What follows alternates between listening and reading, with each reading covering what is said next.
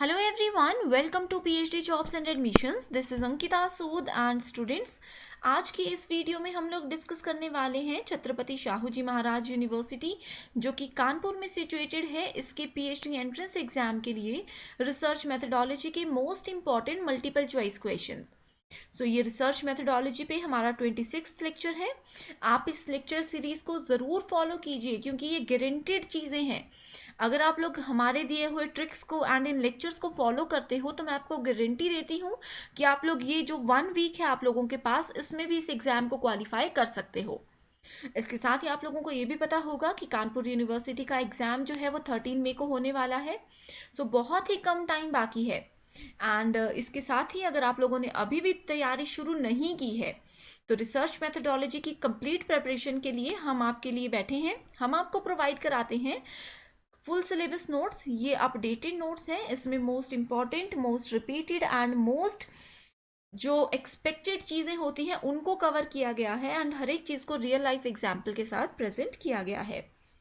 साथ ही हम आपको देते हैं 10 फुल सिलेबस मॉक टेस्ट, यानी कि रिसर्च मेथडोलॉजी पे जितने भी टॉपिक्स हैं सभी पे सेपरेट मॉक टेस्ट हम आपको देते हैं। मोस्ट एक्सपेक्टेड एमसीक्यू सीरीज जिसमें हम आपको प्रोवाइड कराते हैं 1000+ MCQs PDF on research methodology. ये 1000+ एमसीक्यूज ना सिर्फ आपकी पीएचडी एंट्रेंस एग्जाम में बल्कि आप लोगों के जो इंटरव्यू प्रोसेस है उसमें भी आपकी हेल्प करता है।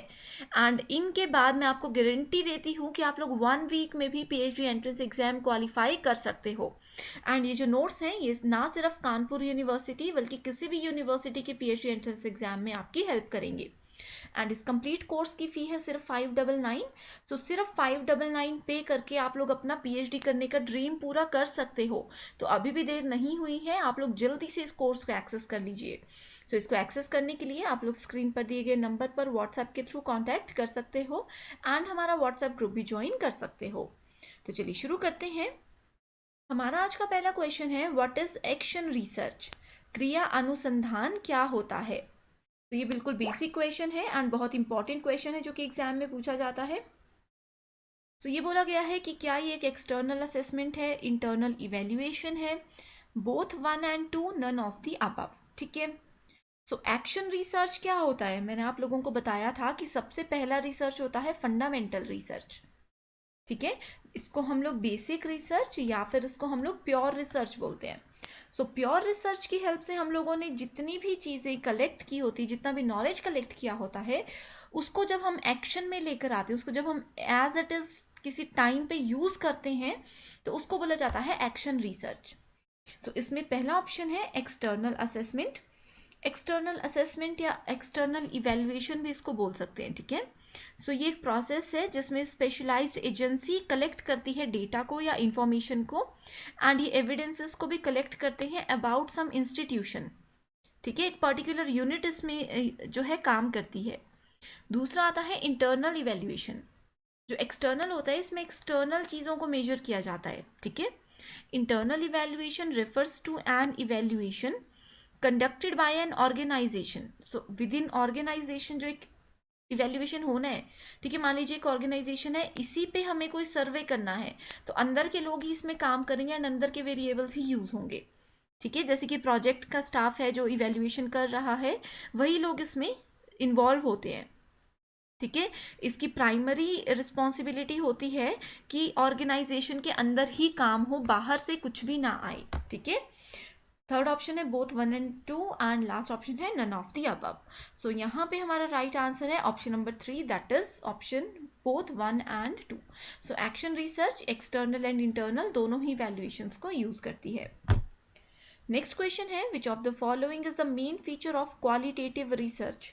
अगेन मैं आप लोगों को बता चुकी हूँ क्वालिटेटिव से बहुत से क्वेश्चन एग्जाम में पूछे जाते हैं।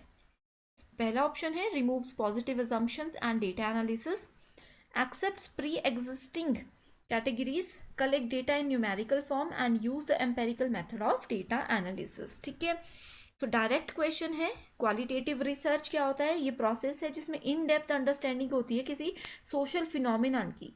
ठीक है, नेचुरल सेटिंग से रिलेटेड इसमें हम लोग काम करते हैं। ठीक है, ये जो है हमेशा क्वालिटेटिव रिसर्च हमेशा वाई पे फोकस करता है कि क्यों हो रही है ये चीज़, व्हाट पे ये फोकस नहीं करता। क्या पे ये फोकस नहीं करता, ये क्यों पे फोकस करता है।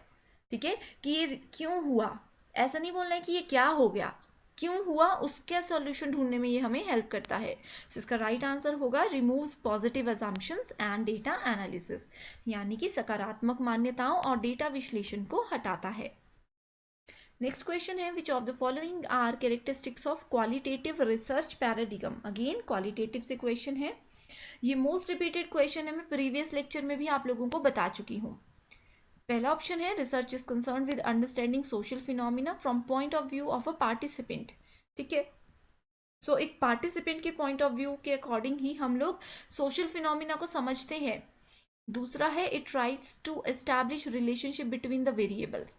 ठीक है, and give reason to change for changes in major social facts, यानी कि वेरिएबल के बीच में ये हमें रिलेशन बताता है। तीसरा ऑप्शन बोलता है कि जो रियल सेटिंग होती है डायरेक्ट सोर्सेज ऑफ डेटा से, and researcher is a principal instrument. Next है it is concern with process only with the results और प्रोडक्ट। ठीक है, सो रिजल्ट एंड उसका जो प्रोडक्ट होता है सिर्फ इसी पे इसका मेजर फोकस होता है, एंड ये एस्टैब्लिश करता है रिलेशनशिप बिटवीन कॉन्टेक्स्ट फ्री जर्नलाइजेशंस।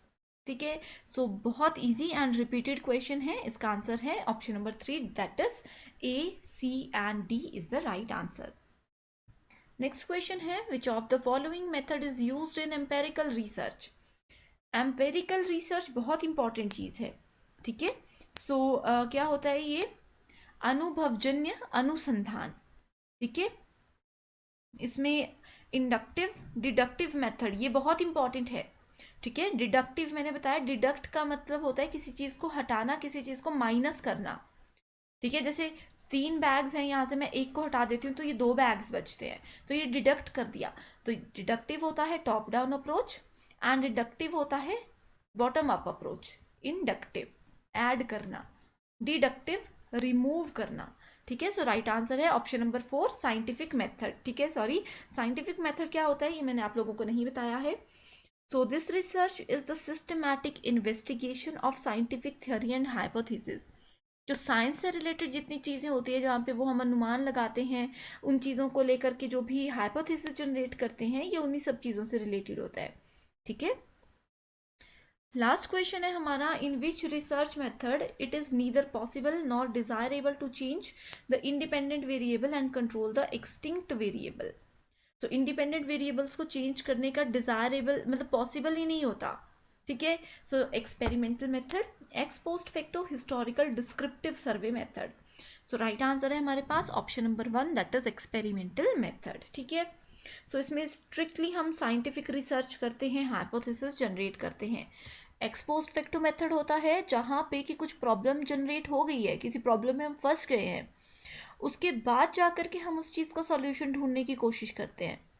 ठीक है, कोई प्रॉब्लम हो गई है, कोई बहुत बड़ा इशू हो गया, उसके बाद प्रॉब्लम ढूंढेंगे कि ये क्यों हुआ एंड इसको कैसे सॉल्व किया जाए, वो होता है एक्स पोस्ट फैक्टो।